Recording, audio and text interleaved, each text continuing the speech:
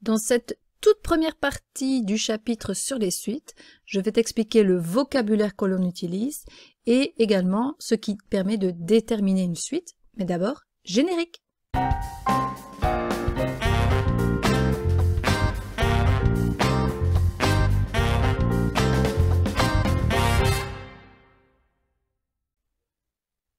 On va s'intéresser aux suites numériques, donc aux suites de nombres.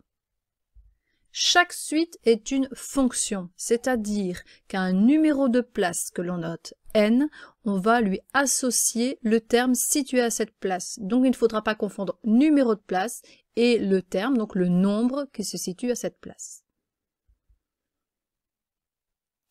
Au niveau de la notation, un terme est noté par une lettre affectée d'un indice qui indique la place de ce terme dans la suite. Donc, le tout premier terme se note U1, lettre U pour désigner tous les termes de la suite, 1 en indice pour désigner le premier terme. Le deuxième terme, on le note donc U2, le troisième terme U3, et on continue comme ça jusqu'au nème terme que l'on note UN.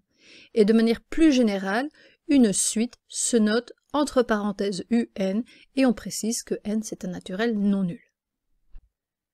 UN désigne également le terme général de la suite. Donc en fait, quand on a la formule explicite de la suite, on exprime le terme en fonction de son numéro de place. Par exemple, on peut prendre la suite UN déterminée par n carré moins 1. Donc le premier terme de cette suite, on le calcule en remplaçant n par 1. On calcule donc 1 au carré moins 1, ce qui vaut 0.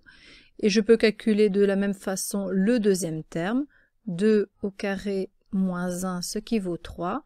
Et donc ce terme général permet de calculer n'importe quel terme. Je peux même aller jusqu'au 25e ou au centième. Et donc le 25e terme de cette suite, ce sera le nombre 624. Ensuite, une suite est déterminée lorsque pour chaque indice n, on peut déterminer la valeur du nème terme. Prenons comme exemple la suite UN définie par 2n-2. Donc comme dans l'exemple précédent, on a ici le terme général de la suite et donc on peut assez facilement calculer le dixième terme, le centième terme ou même le millième terme. Mais une suite peut également être définie par récurrence. Ça veut dire qu'on va exprimer les termes de la suite les uns en fonction des autres. Par exemple, dans la suite 3, 6, 12, 24, on comprend facilement que pour passer du premier terme au deuxième et au suivant, on multiplie à chaque fois par 2. Alors c'est plus facile de se rendre compte qu'on multiplie par 2 plutôt que d'essayer de trouver le terme général, c'est-à-dire d'essayer d'exprimer n'importe quel terme en fonction de son numéro de place. Alors pour exprimer cette récurrence, on va noter une accolade, on va préciser le premier terme. Dans une définition par récurrence, on a absolument besoin du premier terme. Donc le premier terme, c'est le premier de la liste, c'est 3. Et on définit le terme suivant, le terme UN.